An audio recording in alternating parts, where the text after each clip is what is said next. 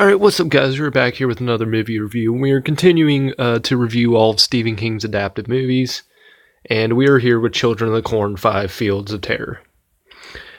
I was getting very unconfident with this series, with Children of the Gathering being the worst so far. I was actually solemnly surprised with this movie because this one was actually not that bad. I liked it. Now, I'm not going to give it a A or a B or anything. It's not perfect, but it was probably the most enjoyable out of the series for me. Because Dimension Film Studio actually bought the rights to the Children of the Corn franchise. And they made The Gathering, but they also made this one, and this one had a much higher budget than The Gathering. And you know what? There is a lot of kills, and this story isn't all over the place. I can actually follow the story on this one, and it's gotten the halfway decent story. It's very reminiscent of the first film. There's no stupid electric corn shit. It's actually a pretty decent movie. I actually enjoyed it. I didn't think I would. As I mentioned, there are a lot of cameos and shit in this movie. The main one I want to talk about is so right there are 4 teenager characters, or 4 20-year-old college student characters. And they end up going into this small town, not Gatlin or Hemingford. It's another small town. And there is a... actually, I'll get to that later. So, this movie... it starts out, we get these 2 characters, and they're like, well, no, the movie starts out, it's this old woman and this old man. They're living alone. Well, I mean, they live in this town that the teenagers will show up in later. And this kid goes missing in the town, and I guess this kid is like the new Isaac wannabe. And, he's like basically like the Antichrist kid in this, and he shows up at this old woman and man's house, and he goes in there, and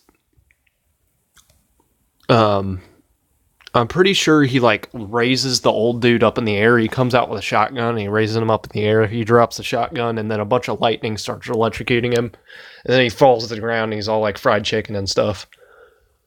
And then his wife comes out, and there's an off-screen death where you hear her scream, and there's a bunch of children of the corn with sickles and shit coming out to stab her. Then we get to meet these 2 characters. There's like this alternative chick and this bald guy that has a weird fascination with sex dolls. And he keeps putting them up on different road signs because apparently they have a group of friends following them, and that's actually the 4 teenagers right there. So he's putting up these sex dolls on different signs to show him which way to go. So, and that alternative chick is like his wife or whatever. Yeah. Oh, my lip hurts. But, so they end up running into this, like, barn or whatever, and he tries to duct tape this fucking sex doll to this gas machine or whatever. The barn looks like it's been abandoned. But then he notices that his wife is gone, or his alternative chick lady, she's gone or whatever. So he goes looking out in the corn for her, and he hears a scream, and we get a mostly off-screen death where she's getting hacked apart by a sickle. And then he eventually finds her body, and there's a bunch of kids like seancing over it. And the kids see him, so he starts running away, but the other kids catch up with him, and he gets impaled through the back with a giant scythe, which is a pretty graphic kill because they show most of it. So one thing I will say about these movies, they have kept up with the kills so far. There are a lot of kills in this, and some of them are more graphic than... I will say though, the third one had some of the best makeup effects on it because well, those of you who know about the third one, you know who did the makeup effects on it, and I think that should just speak for itself. So I think it's understandable why I'm not going to tell you who does the makeup effects in the third one, but go look it up. And if you've heard of the guy, you know that he's a pretty well-known makeup artist. And damn, the third one had some of the most graphic kills in the entire series, and it was fucking great. That was the best part of it. There's this one where this black kid gets like shredded apart, and then his spinal cord turns into like a fucking corn stalk with his head as the centerpiece. Fucking brutal kills in that, man.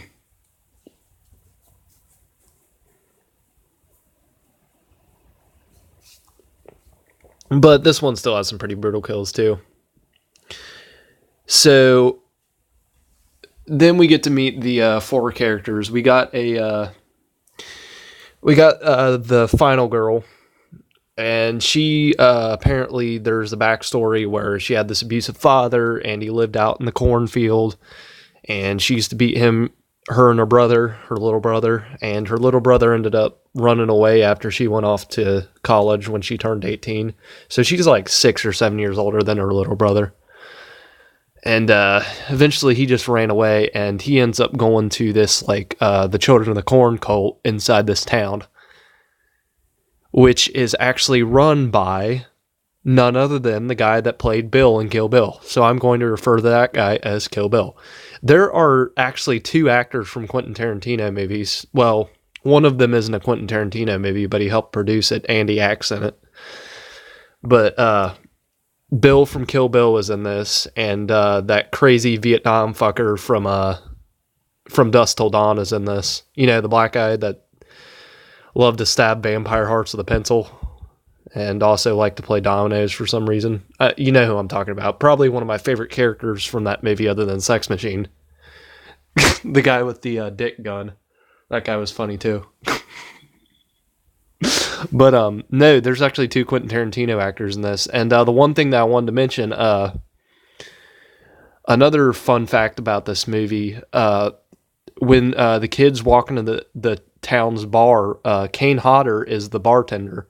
Who's Kane Hodder, you may ask? Well, he played Jason in 8 of the Friday the 13th films. Or, I don't know if it was 8, but he played Jason in several of the Friday the 13th films. So, motherfucking Kane Hodder, baby.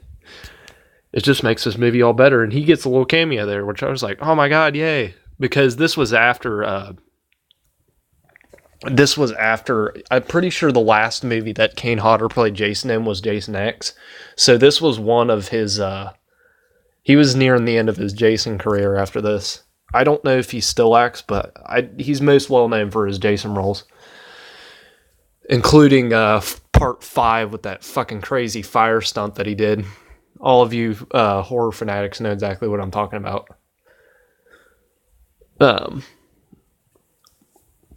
No, I was actually pleasantly surprised because I actually I was at this like horror con or whatever, and I remember he was there, but I never got to see him. But I know exactly what he looks like, so I recognized him right off the bat. Kane Hodder's awesome. Especially, I'll always refer back to that fire stunt in part 5. That must have been brutal. Apparently he got like 3rd-degree burns from that, or something like that. No, but Kane Hodder does a cameo in this, and Bill from Kill Bill, and my favorite character from Dusk Till Dawn, the fucking crazy Vietnam guy. But yeah. I'm talking about Quentin Tarantino movies. Could that possibly be the next director that I start reviewing his movies after I'm done with Stephen King? I don't know. Anyway, hint, hint. Hint, hint. Anyway, Quentin Tarantino. Anyway, enough that shit. So these kids end up, I guess the Children of the Corn end up taking down the sex doll, so the kids don't stop by there and find their bodies, so they end up leaving and going into town trying to figure out where the fuck they're going. So their car ends up crashing because the sex doll like flies onto the window, so they need a tow truck, so they walk into town, which is like a mile away, And the sheriff of the town is none other than the crazy Vietnam fucker from Dusk Till Dawn. And it was a pleasant surprise for me. So he's a nice, weird guy. So they end up staying at, the kids end up staying at that house that we saw in the beginning of the movie that the old woman and man used to own. Because apparently it's like vacant now. And they stay there the night, and they end up finding the bodies of their friends on the farming equipment, and the sheriff gets suspicious that they ended up killing them with the farm equipment. Because they think they were drinking or some shit.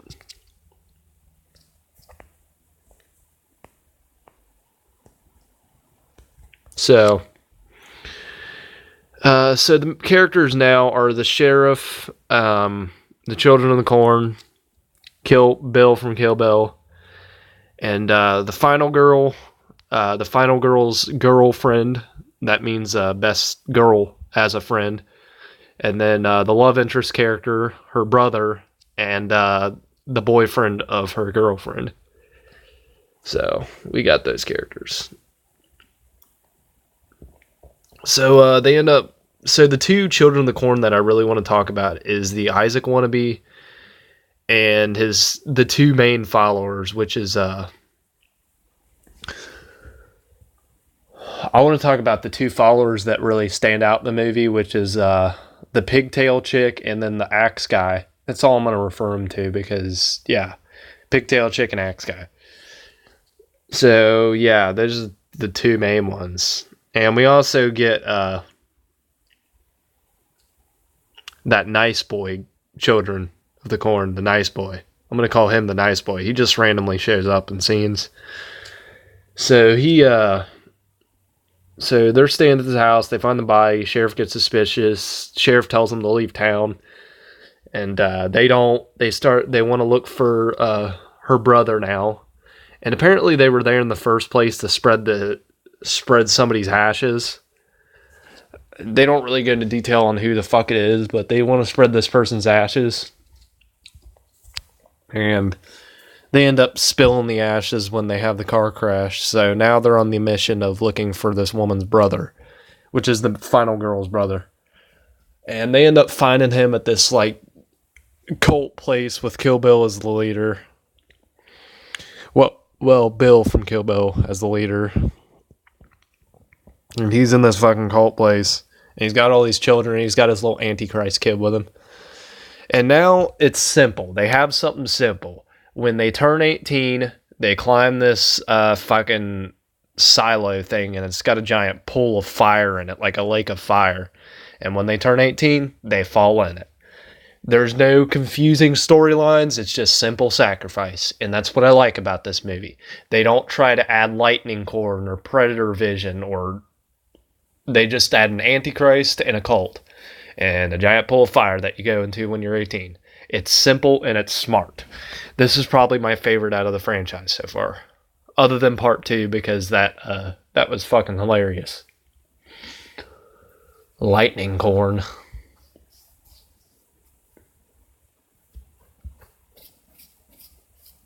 So then we get the next kill of the movie when, Kira was the other girl's name, not the final girl, but the other girl's name, Kira. She ends up getting hypnotized by, Nice Boy from Children of the Corn. And she ends up going inside the Eternal Flame because apparently the final girl's brother, didn't want to. Because he thought it was stupid or something. So he wanted to take his, because apparently he has a wife that's like 16. So he wanted to take his wife and leave, but she wouldn't leave with him. So he ends up leaving. So Kira takes his place and she ends up dying by jumping into the fire. So, a couple of the Children of the Corn end up chasing the final girl's brother and dragging him into this barn thing and stabbing him. He doesn't die right away. He dies later. Now it's just love interest character, final girl, and I'm going to call him the other guy, douche boyfriend. No, I'm going to call him douche cut.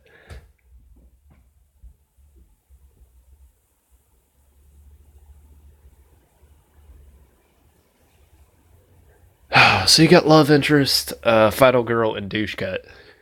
So douche cut and love interest and final girl decide to go in this fucking barn while Antichrist Kid has this little get together. Well, the final girl isn't there yet. So the final girl is with the sheriff right now.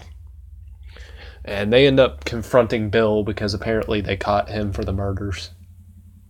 And, so the sheriff ends up, like, dragging the Bill out of there, and he's like, don't do this, don't do this. And Bill turns and his head splits open like he's one of the things. And he ends up shooting a fireball out of his neck and disintegrating a hole through the sheriff's head in a very brutal fashion. Pretty good kill. Pretty good kill. So yeah, they both get killed in the same shot. So Antichrist Kid goes to his followers to kill off the remaining cast. And final girl ends up going to the barn with Douche Cut, a love interest character. Douche Cut and love interest character decide to work on the car while final girl character decides to fend off people. So Douche Cut starts fending off people too while love interest character works on car. And Douche Cut ends up, I guess Axe Guy ends up like chopping through the door. And Pigtail Chick is going around back trying to harass guy working, love interest character working on the car. And I guess Douche Cut finds this chainsaw and he chainsaws and kills Axe Guy through the barn door. So then this other random follower kid comes out of the hay and ends up slashing a huge hole in Douche Cut's neck, killing him. And there's a big fight. He and this follower kid ends up grabbing the chainsaw and chasing after the final girl character, but she ends up kicking him off a rafter and he falls on some spikes and dies. Then there's just two more. There's this other follower kid and then there's Pigtail Chick. And they're back there harassing the guy working on the car. So then final girl character ends up finding her brother and he ends up bleeding to death, telling her to finish what's done or whatever, finish this shit. So he ends up bleeding to death. And then we get a shot of the guy working on the car. Pigtail is on one side of the car. Pigtail Chick is on one side of the car, threatening him with a drill. And then other follower guys on the other side for threatening him with a blowtorch. Actually, no. I remember that Axe Guy was still alive at this point. So Axe Guy is the guy with the blowtorch. So then love interest character ends up taking the blowtorch out of his hands and setting fire to the fuel line, killing all three of them, killing Pigtail Chick, Axe Guy, and love interest character. So now they're all three dead. So then final girl character ends up running to the I don't know, there was some shit about fight fire with fire, so she ends up grabbing this big bag of shit that they never explain what it is. So she grabs this bag and climbs to the top of the silo. Antichrist Kid sees this, and his followers stay down on the ground while he goes up there and chases her. They have a battle with this like hook thing, I guess it's a meat hook. And she ends up stabbing this Antichrist Kid in the hand and throwing him into the flames, killing him. And then she throws this bag in there, and the silo explodes, and she gets down from there, and movie ends.